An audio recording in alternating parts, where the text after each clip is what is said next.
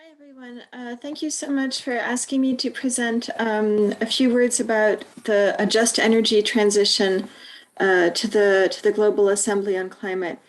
So one of the things to understand about energy, which is very, very important for us in all domains of life, is that there's two big aspects of it. There's supply, there's demand, and I guess the third big aspect is what happens in the middle, how it's transformed. And on the supply side, we're talking about work, we're talking about jobs, we're talking about economic sectors that are important and large industries. But that also obviously have very severe environmental consequences quite often. On the demand side, we're talking about what makes our societies run, what makes our households run, what makes our lives comfortable. And I think one of the things that's really important to understand about energy is that more is not better necessarily. It really matters what happens in the middle. More energy is not necessarily better for a society because energy can be used in ways that are very wasteful and ways that are very dangerous to people's health. For instance, if we're talking about wood that is burned inside people's homes, in an inefficient way where they get a lot of air pollution from it, that is not a healthy way to use energy. And it's also not very efficient. So energy can and should be used as efficiently as possible. So nobody ever uses energy because they want to use energy. People always want to use energy because they get energy services from it.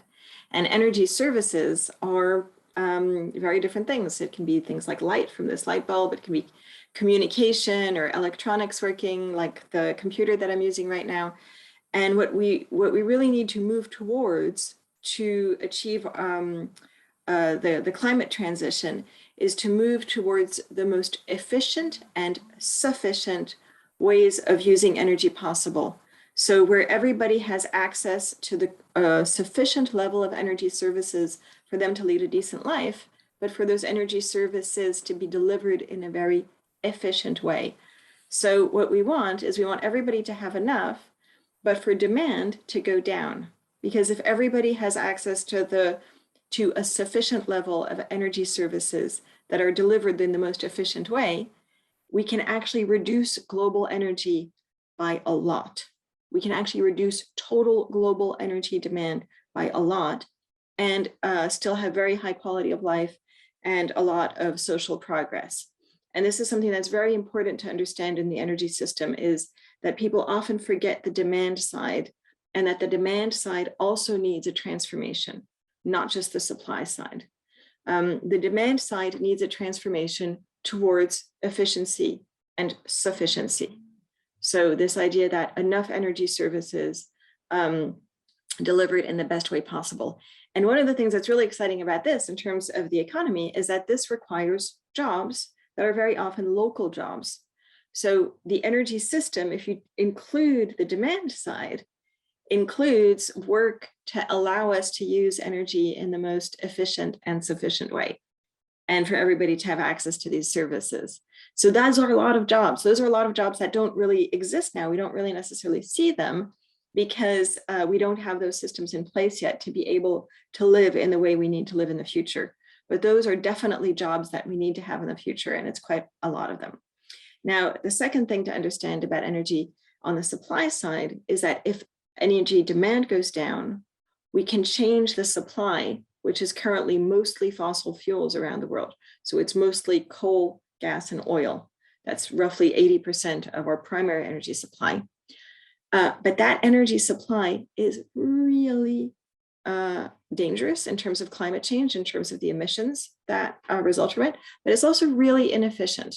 So most of the uses that fossil fuels go through in terms of how they're transformed into energy services are massively inefficient.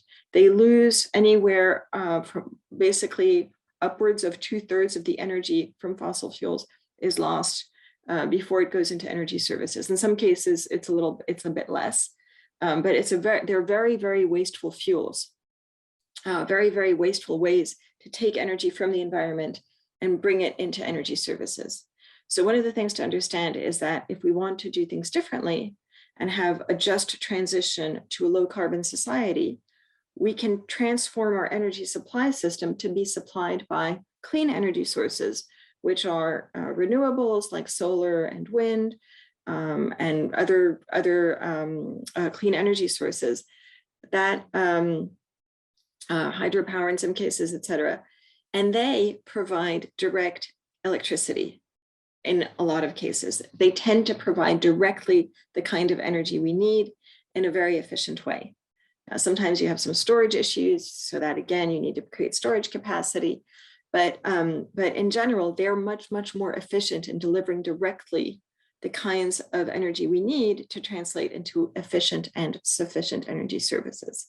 So we're talking about a whole system transformation, but the exciting thing about that whole system transformation is it's a lot less wasteful, and there are jobs on all parts of it. So in terms of the work, because we're using our resources more efficiently, there's work on that side. There's work in producing renewable energy, there's work in managing it, and there's work in creating the infrastructures that are really these very good public infrastructures that will allow us to then lead low energy consumption lives. And in terms of the work and the jobs that are currently within the fossil fuel sector, what we talk about is we talk about a just transition where the people who depend on those sectors for their current work would be involved in deciding what that transition would look like. What is a just transition? How do we get there? What would their new jobs look like, et cetera? And we're already seeing cases, for instance, in the coal sector of at least one union saying they want to be involved in ramping down their coal extraction and being part of a clean and livable future. So the problem of the workplace transformation is something that you solve through a just transition process. In terms of countries in general that are very dependent on energy extraction and sales for their economy, those countries often say that they're going to face a cash flow revenue, and that's true in some cases. But another thing to understand about those countries is that very often those countries are not doing very well in terms of distributing the benefits from their current revenues to the whole population. And so one of the things to understand is that an economy that's focused on fossil fuel extractivism is very often an economy that is not delivering good things for its citizens in general. And this is something we see in the data over and over and over again. So the really key messages I would take forward here is that we're talking about a whole system transformation on the production, transformation, and use side. At each level, there's going to be really good jobs to be had, really good economic activities to participate in. These economic activities are local, very often much more localized than in these global supply chains, which means there's jobs for everybody in every city and or in every village, and that it will allow us to live really good lives at much lower energy use. And I guess I'll just add one thing, which comes from my own research, which is we looked at international increases in life expectancy, which really large improvements in life expectancy. This is good news around the world. And so how long people tend to live and how much of that great life expectancy improvement could be explained by the fact that we also at the same time see energy extraction around the world growing, primary energy use around the world growing. And primary energy use can only account for about a quarter of life expectancy improvements. This is very, very small. So that means that on average, global life expectancy has gone up by 14 years in the study period that we looked at. And global energy production and primary energy use could only explain 3 of those years, roughly, a little bit, maybe a little bit more. But that's a really important thing to keep in mind, is that just because we use more energy doesn't mean it's good for us. The real question is how we use it. And that's where there's a lot of really positive developments to be had. I guess another point to make is that current energy use is very unequally distributed, with a lot of rich people. The more rich you are, the more transport people use, and so transport used for energy. Energy used for transport. So one of the things that's really important here is to understand that if we make it more equal as well, we'll be able to go to a much better world in terms of social outcomes And that might also be easier to decarbonize. So thanks for listening.